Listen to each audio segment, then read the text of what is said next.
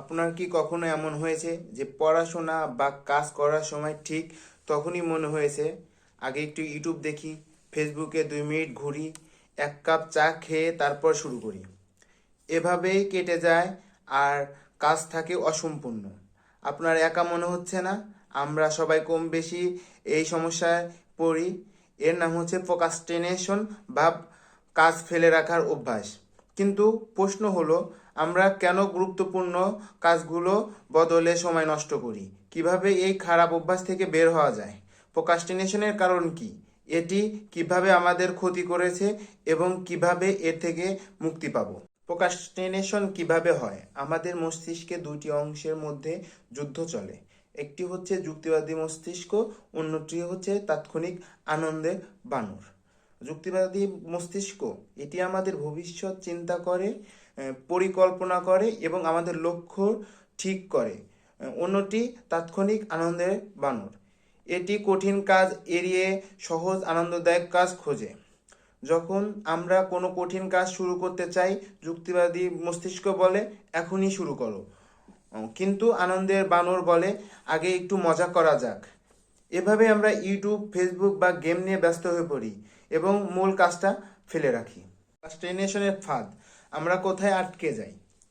ডাক প্লেগ্রাউন্ড, যেখানে আমরা বিনোদন পাই, কিন্তু সেটি আনন্দের বদলে দুশ্চিন্তা বাড়ায়। পড়ার বদলে সোশ্যাল মিডিয়া সময় নষ্ট করি, কাজে বসার আগে এলোমেলো ভিডিও দেখি এবং অপ্রয়োজনীয় কাজ দিয়ে ছোটোখাটো কাজ শুরু করি। আমরা জানি যে গুরুত্বপূর্ণ কাজগুলো করা দরকার, কিন্তু তা পরও শুরু করতে পারি না।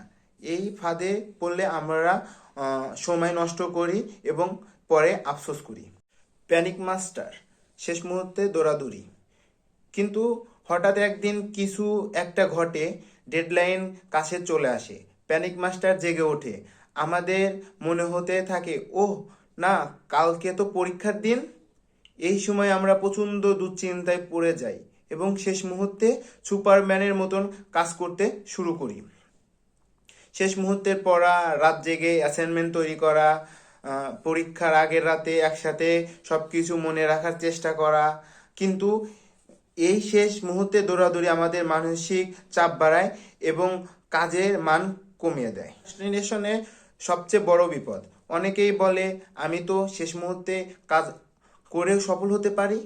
কিন্তু সমস্যা হচ্ছে কিছু কিছু কাজের ডেডলাইন নেই, যেমন স্বাস্থ্য ভালো রাখা, নতুন স্কিল শেখা, কেরিয়ার গড়া, নিজের স্বপ্ন পূরণ করা। এগুলো যদি আমরা পরে করব বললে থাকি, তাহলে একদিন দেখব অনেক দেরি হয়ে গেছে।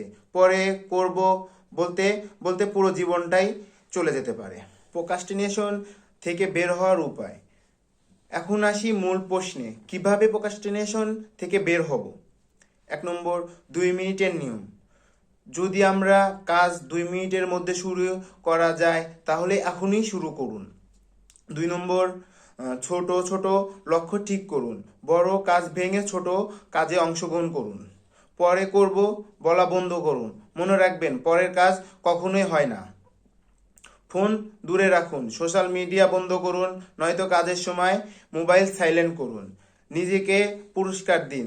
একটি কাজ শেষ করার পর নিজেকে ছোট পুরস্কার দিন।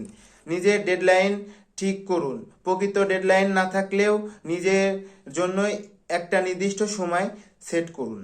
আমি নিজেও একসময় প্রোক্রাস্টিনেশনের করতাম, কিন্তু ছোট ছোট পদক্ষেপ নিয়ে নিয়ন্ত্রণ করা শিখে গেছি।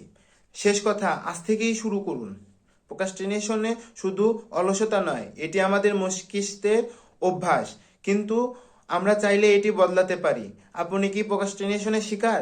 তাহলে এখনই সিদ্ধান্ত নিন, আমি এখন থেকেই শুরু করব। আপনার ভবিষ্যৎ আপনার হাতে। পরের বার যখন প্রোক্রাস্টিনেশন করতে মন চাইবে, তখন নিজেকে বলুন, আমার নিয়ন্ত্রণে কে, আমি নাকি তাৎক্ষণিক আনন্দের বানর?